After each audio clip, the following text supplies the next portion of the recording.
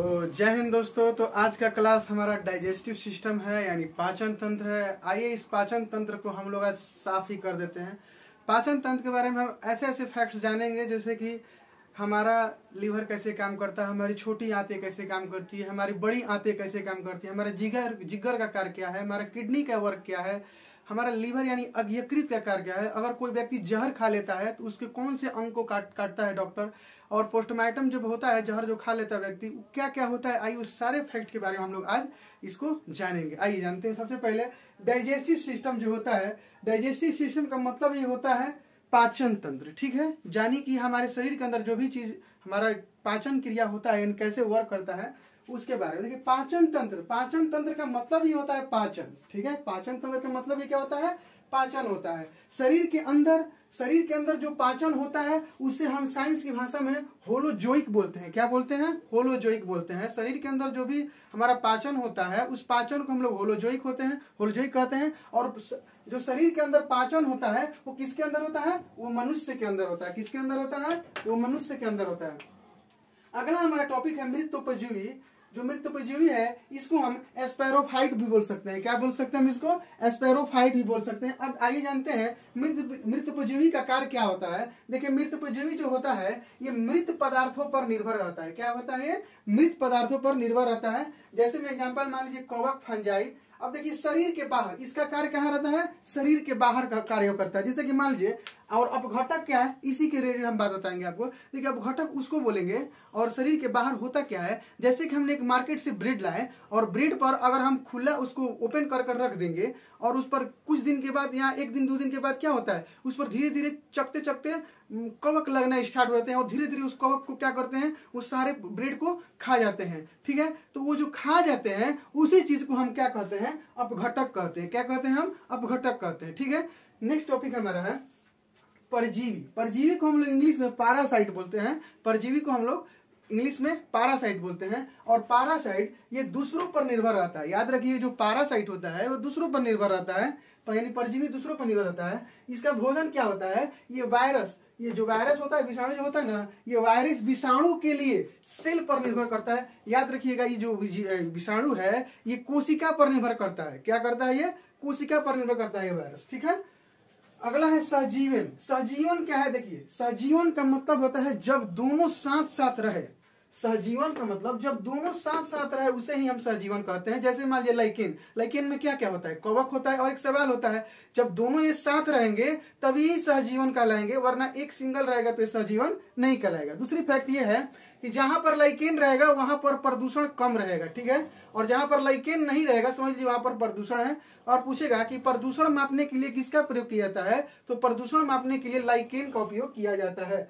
देखिए लाइकेन, कवक, सेवान का उपयोग वायु प्रदूषण नापने में किया जाता है। नोट लिख लीजिए एक ठो, जहां पर वायु प्रदूषण होगा वहां पर लाइकेन कम होगा। जहां पर लाइकेन होगा, याद रखिए जहां पर लाइकेन होगा वहां पर वायु प्रदूषण कम होगा। लेकिन दिल्ली में जान रहे हैं ना, दिल्ली में इतना सारा प्रदूषण है कि पूछिए मत। आइए हम लोग नेक्स्ट टॉपिक पढ़ते हैं, दूसरा पार्ट।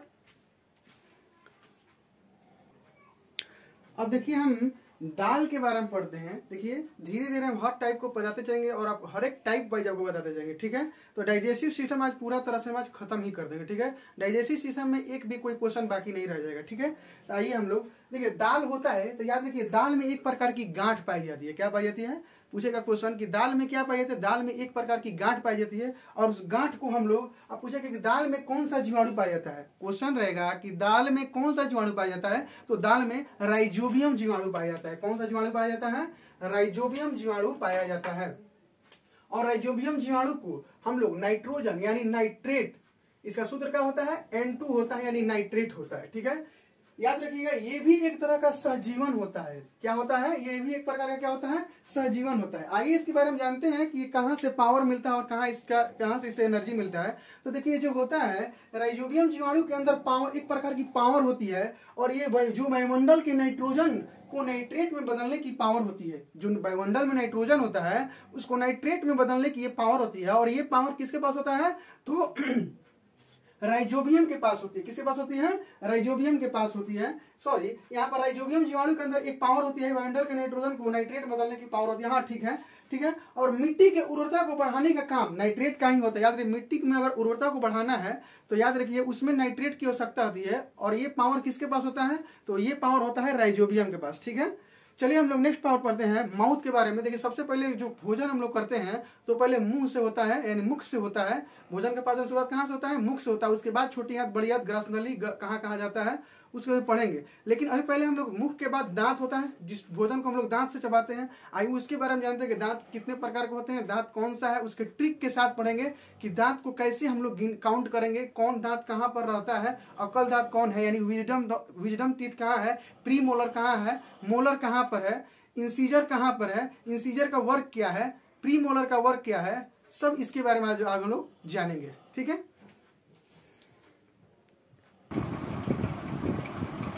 चलिए अब हम लोग मुख से स्टार्ट करेंगे और मुख के बारे में जानेंगे, ठीक है। तो देखिए मुख यानी माउथ, माउथ मतलब क्या होता है? मुंह होता है। अब देखिए हमारे मुंह में क्या होता है? एक जीभ होता है, टॉन्ग होता है, और एक क्या होता है? दांत होता है।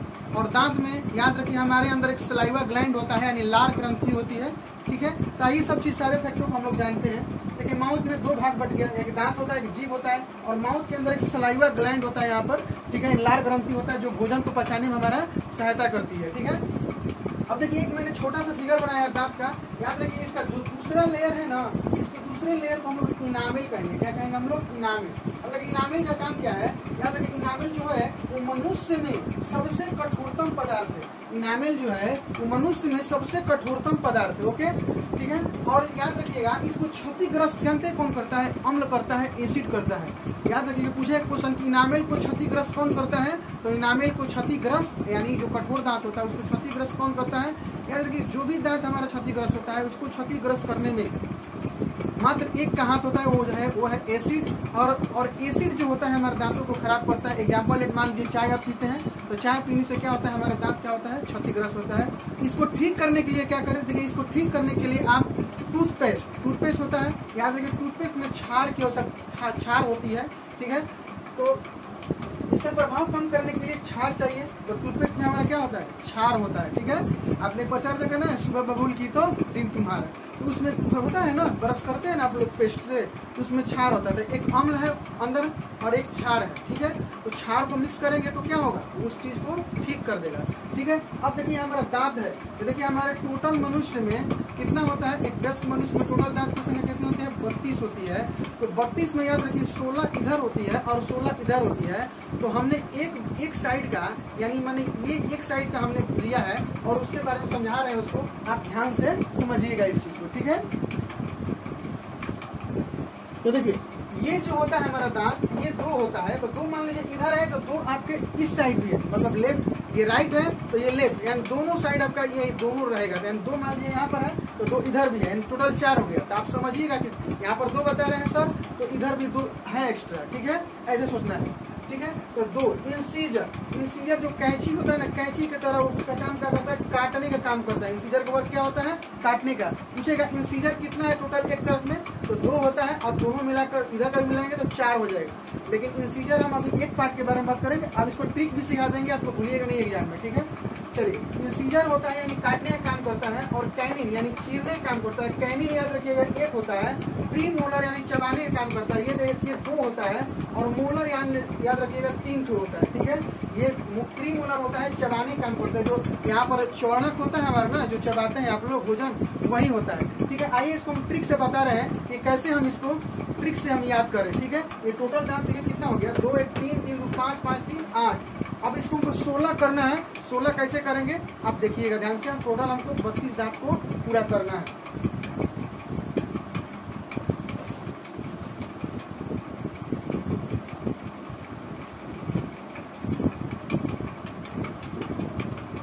देखिए आपको एक हम 3 फॉर्मूला बता रहे हैं, कभी भी एग्जाम में भूलिएगा नहीं। देखिए 3 फॉर्मूला क्या है कि आपको बस एक चीज याद रखना है। देखिए जो 2 1 2 3 लिखा है ना, बस इसको लिख लीजिए 2 1 2 3, और फिर एक बार यही लिख लीजिए 2 1 2 3, और गुना 2 से कर दीजिएगा। किससे गुना कर दीजिएगा? 2 से गुना कर दीजिएगा। ठीक है, देखिए 2 1 3, 3 2 5, 5 3 8, 8 गुना का 16, यहाँ पर गुना करना है, यहाँ पर जोड़ना है और यहाँ पर गुना करना है। 2 1 3, 3 2 5, 5 3 8, 8 यहाँ पर गिने थे ना, तो 8, ये देखिए 2 1 3, 3 2 5, 5 3 8 और 8 से दुगुना कर दीजिएगा, 8 दूनी का 16। अब इधर देखिए 2 1 3, 3 2 5, 5 3 8 और 8 से दुगुना करना है तो 8 दूनी 16, तो टोटल आपका 30 कितना हो गया 32। तो बस आ गया ट्रिक आपका, सिंपल है।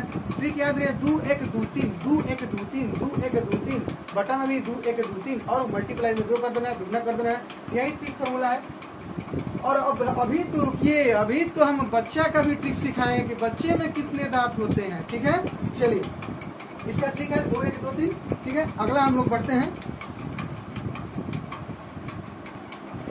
देखिए सब दांतों के बारे में हमने बता दिया है, लेकिन एक देखिए लास्ट में आता है जो हम लोग माँ बोलती है कि एक लास्ट में दांत आता है, उसको हम विजडम टीथ बोलते हैं। आप लोग की भाषा में बोले तो अक्ल की दांत बोलते हैं उसको, ठीक है। अक्ल की दांत जो जब निकलता है तो बहुत दर्द करता है, चीर कर निकलता है, लगता है कि दर्द के मारे यहाँ पर बहुत सारा दर्द होता है, ठीक है।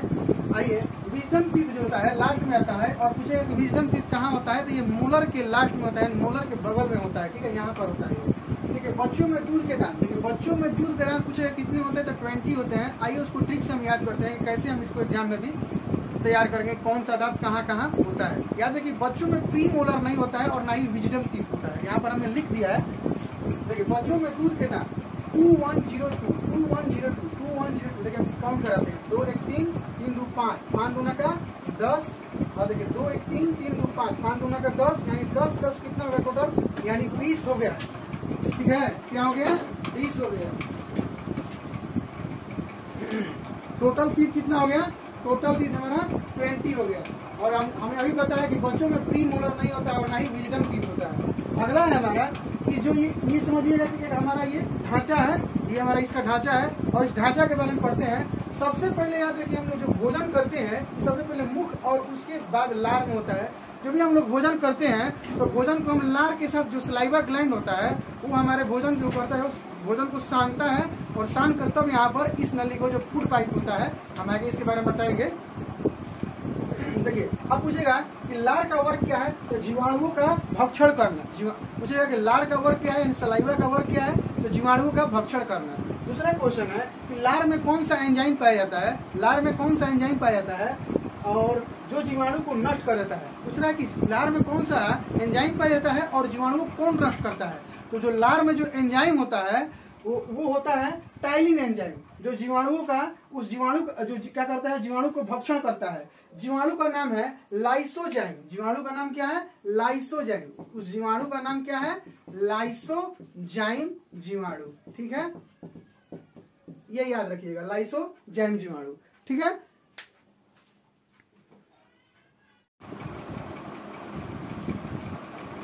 अब देखिए टाइलिन एंजाइम किसका पाचन करता है, सुनिए क्वेश्चन कहेगा कि टाइलिन एंजाइम किसका पाचन करना स्टार्ट कर देता है। याद रखिए टाइलिन एंजाइम कार्बोहाइड्रेट का पाचन करना स्टार्ट करता है। दूसरी सवाल, कार्बोहाइड्रेट तुरंत ऊर्जा का स्रोत होता है।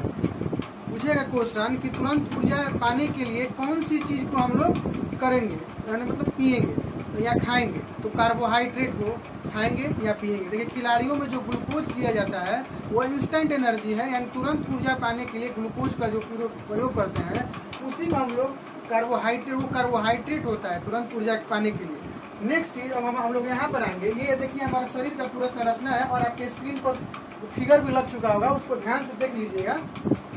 अब देखिए पाचन तंत्र, पाचन तंत्र में क्या क्या होता है, माउथ होता है, माउथ के अंदर टीथ होता है, जीभ होता है, और सलाइवा ग्लैंड होता है जो भोजन में सहायता करती है। अब देखिए ये जो आप पाइप देख रहे हैं, ये मुख्य ये तो यहाँ से भोजन का इसका शुरुआत होता है। यहाँ पर जो नली होता है, जो पाइप होता है, इसको हम लोग एसोफेगस क्या बोलते हैं, एसोफेगस, यानी ESOPHAGU। इसको हम लोग एसोफेगस ना बोलकर आप लोग दूसरे भाषा में इसको फूड पाइप भी बोल सकते हैं, यानी कि जो भोजन खाते हैं तो ये फूड भोजन ये इस पाइप के द्वारा यहाँ पर आता है। अब देखिए फूड पाइप के अंदर पाचन नहीं होता, ये बात दिमाग में रखिए कि यहाँ से यहाँ पर भोजन का पाचन नहीं होता है, ठीक है। अब देखिए ब्लाउस क्या है, BOLOUS, BOLOUS आपको दिखाई नहीं दे रहा होगा, इसीलिए हम लोग मीनिंग को रिपीट करते हैं। ब्लाउस क्या होता है, देखिए मुंह में जो भोजन का जो अंतिम रूप होता है, जब हम पूरा जो मुंह में चबाते हैं, चबाते चबाते जब अंतिम रूप आता है, निकलने का आता है बारी, तो उस जो अंतिम रूप को हम लोग कहते हैं ब्लाउस। क्या बोलते हैं हम लोग, ब्लाउस। आइए यहाँ पर अब देखिए, यहाँ पर देखिए बहुत ईजी है, हमारा जो अमाशय है वो ये है, ठीक है। अमाशय फिगर आप ऐसे बना सकते हैं, कुछ नहीं फिगर बनाने में, ऐसे कर लीजिए और ऐसे ही अमाशय बन गया। याद रखिए अमाशय को हम लोग इंग्लिश में स्टोमक बोलते हैं, और अमाशय में एसियल होता है, एसियल यानी हाइड्रोक्लोरिक एसिड होता है। क्या होता है, हाइड्रोक्लोरिक एसिड होता है। अब देखिए अमाशय करता क्या क्या है, देखिए अमाशय के अंदर दो चीज पाया जाता है, एक का नाम होता है रेनिन और दूसरे का नाम होता है पेप्सिन। अब देखिए रेनिन में याद रखिएगा, पूछे एक क्वेश्चन, दूध का पाचन कौन करता है, तो दूध का पाचन रेनिन करता है, और पेप्सिन का काम क्या करता है, ये प्रोटीन का पाचन करता है। पेप्सिन देखिए, रेनिन बोले तो दूध का पाचन, प्रोटीन का पाचन कौन करता है, पेप्सिन करता है। एक नोट लिख लीजिएगा, कार्बोहाइड्रेट का पाचन जो होता है वो मुख से होता है, मुंह से होता है, और प्रोटीन का पाचन अमाशय में होता है। जितना सारा जब प्रोटीन लेते हैं उसका पाचन अमाशय में होता है, और कार्बोहाइड्रेट का पाचन कहाँ होता है, मुख से होता है, ठीक है। आइए इसके बारे में और हम लोग जानते हैं।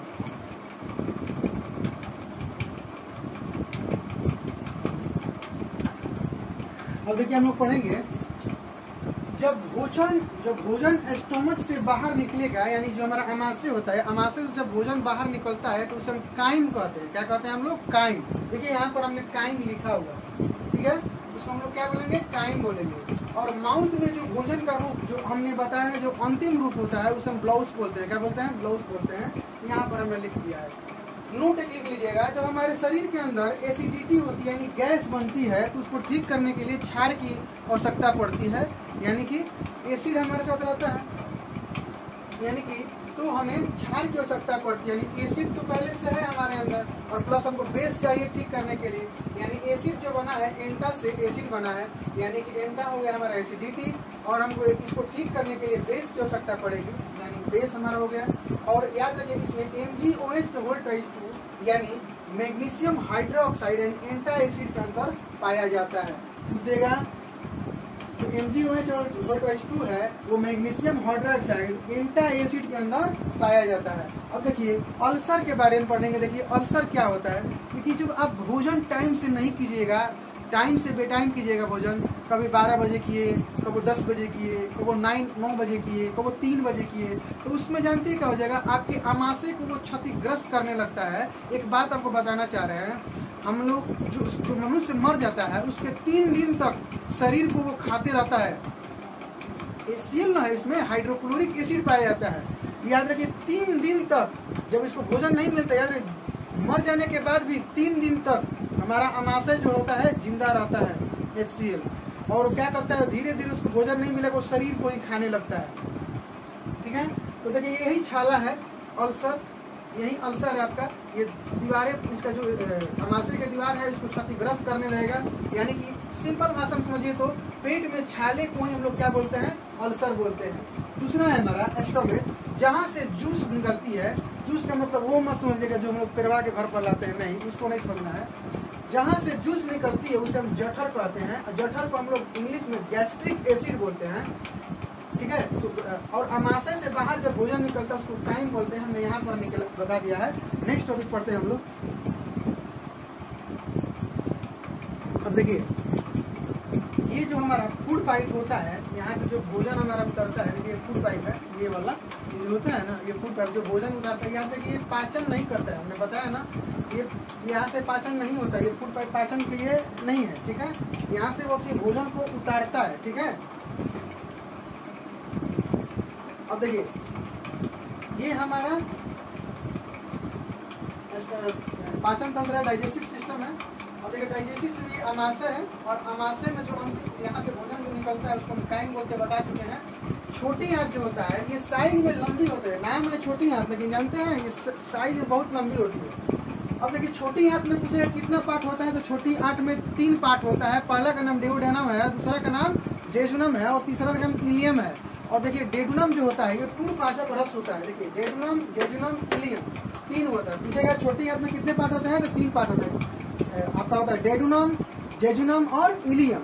और डेडनम, देखिए हम डेडनम को हम डी से लिख दे रहे हैं, लंबा ना पड़े, आप लोग डेडनम पूरा लिख लीजिएगा, हम इसको डी से दर्शा दिए हैं, ठीक है। तो डेडनम जो होता है ये अग्नाशय में होता है। ये कहाँ पे होता है डेडनम? अग्नाशय यानी कि पूर्व पाचक रस होता है। डेडनम क्या होता है? पूर्व पाचक रस होता है। क्वेश्चन है किस रस को पूर्व पाचक रस कहा जाता है? तो अग्नाशय रस को पूर्व पाचक रस कहा जाता है। अब फिर पूछेगा कि वसा का पाचन कहाँ होता है? तो वसा का पाचन ड्यूडेनम के अंदर होता है। डी से हमने अभी बताया कि डी से हम लिख देता है ड्यूडेनम, आप लोग पूरा लिख लीजिएगा इसको, ठीक है। ड्यूडेनम के अंदर होता है। नोट लिख लीजिएगा, तीनों का पाचक रस अग्नाशय के अंदर होता है। ये जो है ना ड्यूडेनम, जेजुनम, इलियम, ये तीनों का पाचक रस, ये तीनों का पाचक रस कहाँ होता है? अग्नाशय के अंदर होता है। नेक्स्ट हम लोग पढ़ेंगे। अब देखिए ये जो होता है हमारा, यहाँ से जो यहाँ है, यहाँ पे देखिए एक छोटी आंत होता है और यहाँ पर जो ये जो भोजन का मुख्य रूप निकलता है उसको हम काइम को बोलते ही हैं, जानते ही हैं। अमाशय से जो बाहर निकलता है और भोजन का जो अंतिम रूप होता है उसे हम ब्लाउज बोलते हैं, ठीक है। अब ये देखिए बड़ी आंत होता है, ये हमारा एनस होता है, गुद्दा होता है, ठीक है, जो हम लोग शौच में प्रयोग करते हैं। अब देखिए क्वेश्चन है, पाचक में लीवर शामिल नहीं होता है। पाचक में लीवर शामिल नहीं होता है। लीवर का काम है, ठीक है। पूछेगा कि पाचक में लीवर शामिल नहीं होता है, ठीक है भाई, नहीं शामिल होता है मानते हैं, लेकिन लीवर का काम है वसा को छोटे छोटे टुकड़ों में बांटने का काम करता है। किसका काम करता है? लीवर। लीवर का देखिए पाचन में कोई हेल्प नहीं होता है, कोई मतलब मदद नहीं होता है। ये क्या करता है? वसा को यानी लिपिड को छोटे छोटे टुकड़ों में बांटने का ये काम करता है, ठीक है। सबसे बड़ी, देखिए ये बड़ी क्वेश्चन आप लोग गलत मार के आ जाते हैं, देखिए इसको समझिएगा। सबसे बड़ी ग्रंथि पूछे तो लीवर, और सबसे बड़ी अंतःस्रावी ग्रंथि बोले तो थायराइड ग्रंथि। याद रखिए इसमें बस अंतः लगा हुआ है। क्या लगा हुआ है? अंतः लगा है। अंतः लग गया तो समझिए थायराइड ग्रंथि। और केवल बड़ी ग्रंथि पूछे तो लीवर पूछेगा। सबसे बड़ी ग्रंथि तो लीवर, LIVER लीवर, और ठीक है। और सबसे बड़ी अंतःस्रावी ग्रंथि थायराइड ग्रंथि, ठीक है। इसे हम लीवर को हम लोग इसे शरीर की रसायन प्रयोगशाला, इसे शरीर की रसायन प्रयोगशाला कहते हैं। अभी तक हम बताया ना कि जहर, याद रखिए लीवर का काउंट करने, जहर जब लोग किसी को जहर देकर मारा गया है तो लीवर का ये काम होता है कि जहर कितनी मात्रा में डोज लिया गया है उस जहर को काउंट करने का ये काम करता है लीवर, ठीक है। पोस्टमार्टम में याद रखिए किसी व्यक्ति को अगर जहर मारकर मार दिया गया है तो उसको डॉक्टर जो है पोस्टमार्टम पर सबसे पहले लीवर को काउंट करेगा और लीवर को काट कर देखेगा कि लीवर में कितना मात्रा में डोज इसको जहर को पिलाया गया है, ठीक है। इसे शरीर की रसायन इसको जहर काउंट करता है, ठीक है। अगर किसी व्यक्ति को जहर देकर मारा गया है तो जांच में कौन सा अंग महत्वपूर्ण है? तो लीवर। क्वेश्चन है देगा, अगर किसी व्यक्ति को जहर देकर मारा गया है तो उसमें कौन सा अंग महत्वपूर्ण है? तो इसमें लीवर महत्वपूर्ण होता है, ठीक है। अगला देखिए लीवर, लीवर में याद रखिए बाइल जूस यानी कि वो पित्त रस से भेजता है। लीवर क्या करता है? बाइल जूस को, पित्त रस को भेजता है। और याद रखिए लीवर में पित्त रस का निर्माण होता है, ठीक है। पूछेगा कि पित्त रस का निर्माण कहाँ होता है? तो पित्त रस का निर्माण लीवर में होता है। चलिए हम लोग नेक्स्ट पढ़ेंगे।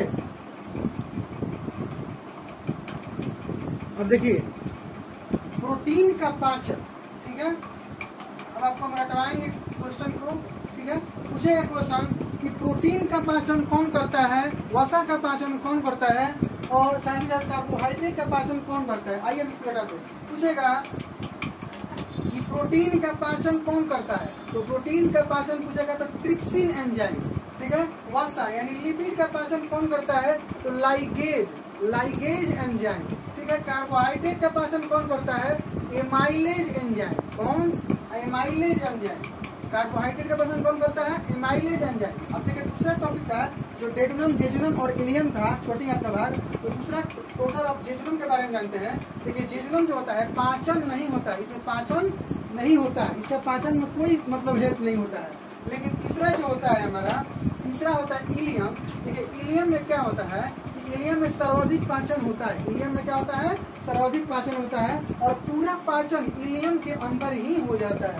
याद रखिएगा डेडनम तो जो होता है पचाने का काम करने मतलब होता है पाचन करने का, लेकिन सबसे अधिक यानी इसके बाद अब पाचन की क्रिया बंद हो जाएगी, मतलब यहाँ से इलियम के बाद पूरा तरह से भोजन पच चुका होता है, ठीक है।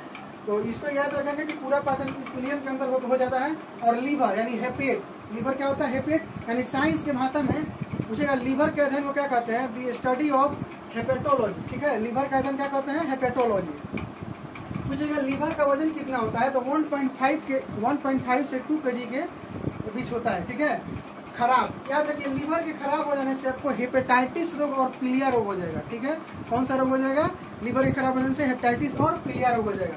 रक्त का थक्का जमने में कौन रोकती है शरीर के अंदर, देखिए हिपैरिन होता है जो प्रोटीन का निर्माण करता है, इसका निर्माण लीवर में होता है। हिपैरिन का निर्माण किसमें होता है, लीवर में होता है। देखिए हमारे जो शरीर के अंदर जो होता है ना ब्लड, तो देखिए इधर चलते रहता है, आप लोग काटते हैं तो क्या होता है, खून बहता है ना, फिर बाद में जम जाता है। तो फाइब्रिनोजन एंड विटामिन की कमी से अगर कमी रहेगा तो नहीं खून जमेगा, रुकेगा नहीं आपका, लेकिन फाइब्रिनोजन वो होता है। लेकिन हमारे शरीर के अंदर खून नहीं जमता भाई, क्यों, तो याद रखिए वो होता है हिपैरिन के कारण। हिपैरिन जो होता है वो हमारे लीवर के अंदर होता है, वो वही क्या करता है, इसका निर्माण करता है। इसका निर्माण, हिपैरिन का निर्माण लीवर में होता है जो प्रोटीन का निर्माण करता है। तो आज का आप लोग क्लास कैसा लगा, उम्मीद करते हैं कि बहुत ही आपको याद रखिए जो भी चीज हमने पढ़ाया है, याद रखिए पूरा आपका ब्रह्मांड नहीं पढ़ाया है, ये बस हम एग्जाम की दृष्टि से पढ़ा रहे हैं, इसको ट्रिक से आप लोग याद कर लें, ठीक है, ना कि हम लोग पूरा बायोलॉजी का ब्रह्मांड नहीं निकाल पढ़ाएंगे, उसको पढ़िएगा तो टाइम निकल जाएगा। ये हम एक तरीका बता रहे हैं कि साइंस को मैंने ऐसे ही पढ़ा है, आपको भी ऐसा ही बता रहे हैं कि साइंस को इस तरीके से पढ़िए और एक ट्रिक के माध्यम से याद करिएगा। और बेसिक पढ़ने चलिएगा तो टाइम निकल जाएगा, ठीक है। तो इसको ट्रिक से याद करिए और इस क्लास को ज़्यादा से ज़्यादा channel like comment share subscribe करने से आपका कोई घट नहीं जाएगा। और इसको चैनल को लाइक कमेंट शेयर सब्सक्राइब करना ना भूले, साथ ही साथ कमेंट भी करें कैसा वीडियो लगा, ठीक है, अच्छे कमेंट करें ताकि हमारे चेहरे पर स्माइल आए कि हाँ हमने अच्छा पढ़ाया है। तो तब तक के लिए आप लोग के लिए जय हिंद जय भारत।